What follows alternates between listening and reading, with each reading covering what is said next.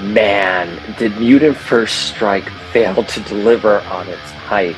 And we're going to get into it right now. Polaris in the comic books recently is depicted with her coffee. Like, what is your ideal morning coffee situation? When I do drink coffee, it's a black coffee hot with one Splenda. And I believe that's also what Lorna would drink in real life.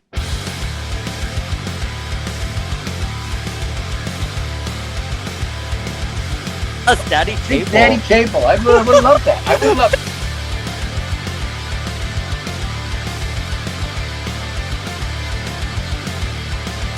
Shout out to the Powers of X-Men podcast.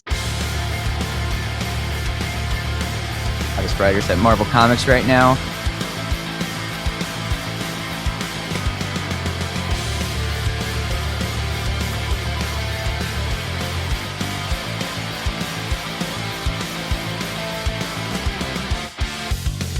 The Pretender's death. Like, be.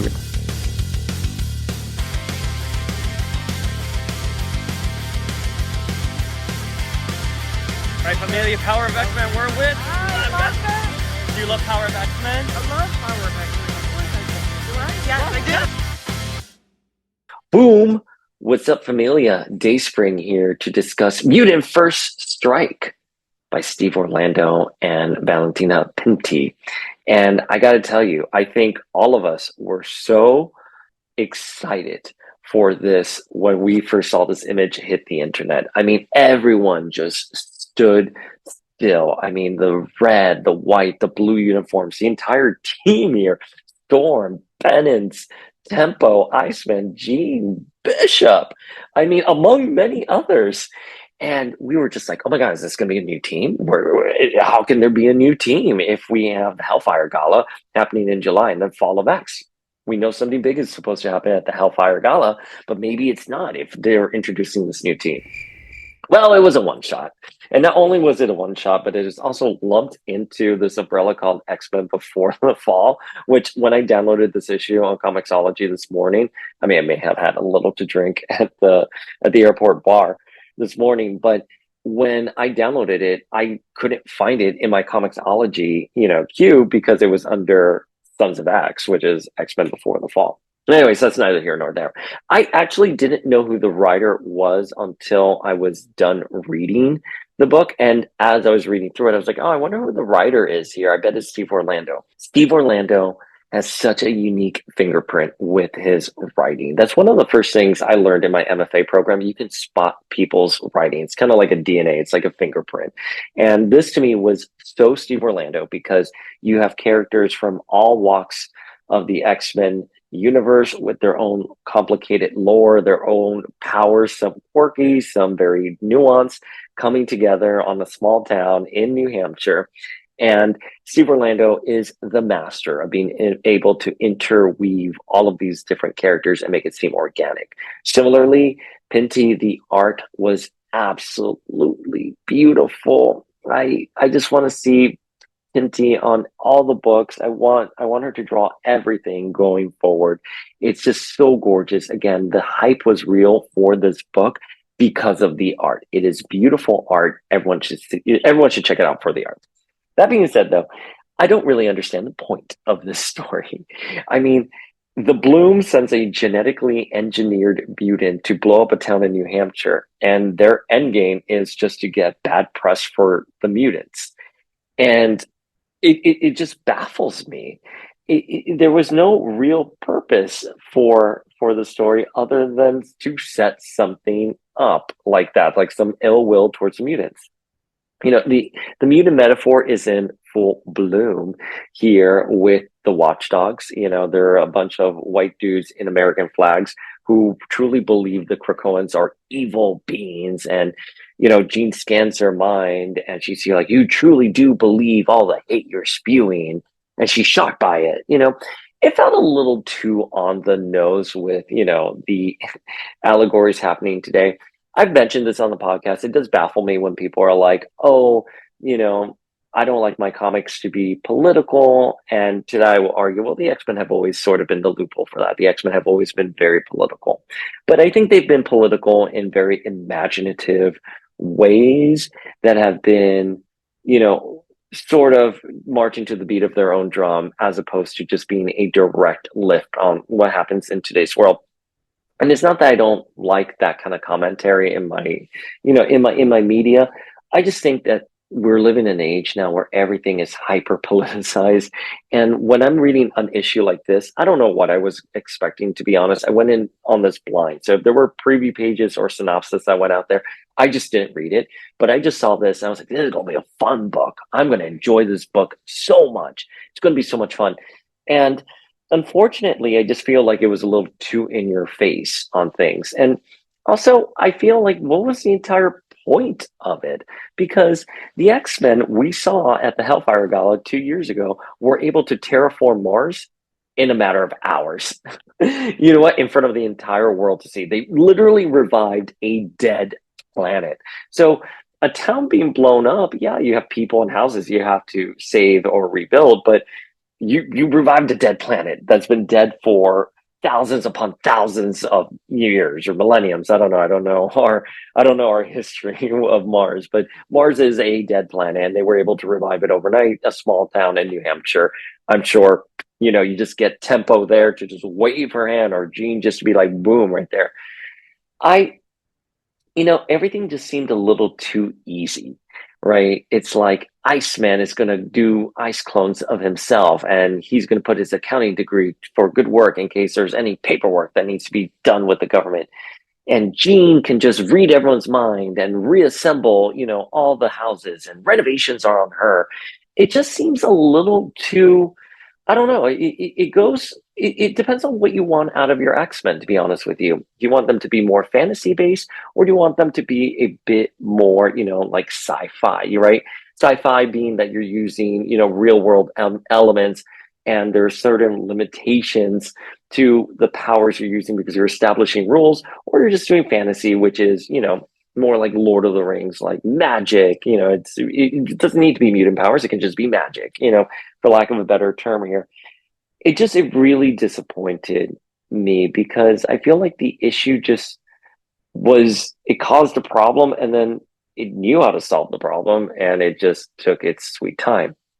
So what happens is, this town in New Hampshire, the Bloom sends a genetically engineered mutant there who blows it up, creates this temporal anomaly. And what happened, what should have just been a few hours experience, the people have been experiencing it for a week. So they're in a mental, state of distress, and, the entire town is running rampant. The mutants, the Krakoans show up, and they're able to solve all the problems one by one. But again, what was the point of this? I mean, the only thing you get at the end is that, hey, we got what we wanted. The mutants, there's negative press for them. I'm like, could have done it a bunch of other ways. You know what I mean? Or it doesn't even sound like, as of right now, that the mutants even have good press. You know what I mean? So it's not something that you don't need to blow up an entire town for it. And I don't need to be spending 30 pages seeing how you're solving all these problems one by one. It also opens up a can of worms, which is like, if the X-Men are able to rebuild houses that easily, why are people living without shelter in the Marvel universe? If they're able to help people deal with grief of losing someone, why don't we have people going around the world helping with these kinds of problems? It's just creates more issues than anything. And what happens is that there are no stakes in the story, right? The X-Men no longer have stakes. You can blow up a town, and the X-Men will come in and they'll fix it, no problem. The X-Men can get murdered and they'll be resurrected. Jean and Cyclops and Wolverine are in a throuple, and no one's jealous, and there's no tension there. There's not anything anymore. All the bad mutants are now on Krakoa, and they're all working together. There's no difference in ideology. These are general sweeps. I know Sinister, I know Selene, obviously it's a general sweep, but you understand what I'm trying to say. It's at this point, there are no stakes in the X-Men books. There's no real tension. Everyone was fine at the end of this issue. And they talk about how, oh, well, everything is set back to normal, but, there are a few losses here, and the Phoenix Foundation can't resurrect them. So, we're going to help them grieve and move on. And we see scenes where people just move on that quickly. And I'm like, that's not how life works. None of this is how life works.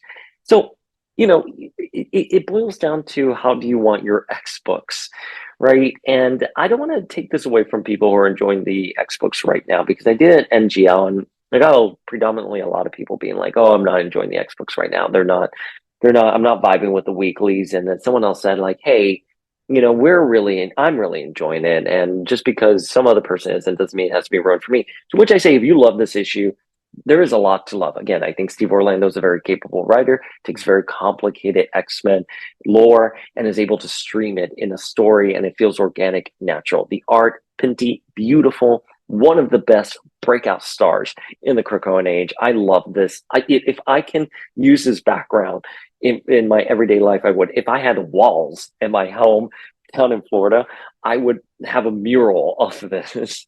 I have predominantly windows. That's why. And I'm redoing my sheetrock, so I don't have any space for any art. But it's just, this to me is sort of a good cultural sample of why I'm not jiving with the X books. I really do want to see, like, what happened at Stanford during Civil War. There's devastation.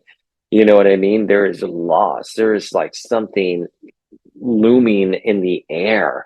And you're like, damn, something needs to be done, right? When Magneto destroyed New York and Planet X, that fallout was huge, right? And when Wanda went crazy during Avengers Disassembled, Emma Emma was ser- Emma was seriously worried that if the public found out a mutant caused the death of the world's most beloved heroes, it would send relations back to the Stone Age. And here, everyone's just like, la la la, we're here. There's also Xavier's telling Bishop that they're gods now, and if they're going to be gods, they need to be benevolent gods. And I don't like that perspective with the Krakoans. I don't like that. In just a matter of years, the X-Men went from being, hated and feared to now being gods. And that's fine. I understand you have to shift the mutant metaphor. I think Morrison, they did a good job of showing what it was like to be a mutant in I was going to say today's world, but back then when they were writing New X-Men in the early aughts, which is mutant culture would be cool. I would love to see what it's like to be a mutant in today's world through the lens of Krakoa. I think that could be a really interesting story. And, this just feels more like they're the Inhumans and that they're all high and mighty. And maybe that's part of what's going to make Fall of X and the Hellfire Gala a really powerful story, because the X-Men, I keep saying the X-Men, but you know what I mean, the Krakoans are going to be knocked off their high horse. But to which I say, why were they on a high horse ever to begin with? I mean, you have people like Storm, Bishop, and Jean who have been on the X-Men for years at this point, and just because they're on an island and doing well and thriving, they know that there's always going to be an alternate dystopian future on the horizon where they're not going to be, successful, where we're probably gonna have to like lose or go back into being marginalized. And that's what I don't really understand, these perspectives here, why they're so arrogant. It makes me feel like there's this lack of touch when writing these characters. I love that Bishop is Captain Commander. I love that he's leading this team. I think this team is something that should stick around. This is the Red Cross of the Krakoans. Again, it opens up the questions of, why is there world hunger? Why is there a lack of shelter? I can't imagine that the X-Men Krakoans are living in a world where people are being skeptical of them, and they have the ability to solve world hunger and world housing insecurities. You know what I mean? So, I really wish those issues would be tackled. I I unfortunately just felt like this entire issue fell flat. I think if you turn off your brain and have 3 vodkas in the morning at the airport, it reads just fine. But I was expecting a lot for this. I was expecting, I don't know, maybe a setup for Fall of X, maybe a setup for the Hellfire Gala in a very significant way. it seems very odd to me that they would just drop this team, and now it kind of just goes nowhere. I'm curious about the uniforms. I'm curious about, will we see this team again in the future? It really is one of those things that, like, it baffles me that I don't think they knew how awesome the reaction was going to be to something like this. And now I wonder if after Fall of X, they're going to come back and revisit this strike team. Shrug. Anyways, guys, that's just my review on Mutant First Strike. I wish it was something better. Again, this is not a jab at the writer, at the writing or the art. This is more just disappointment that this wasn't something more given the hype going into it. I mean, my mouth dropped when I saw this. Anyways, let me know your comments down below and we'll check you out next time.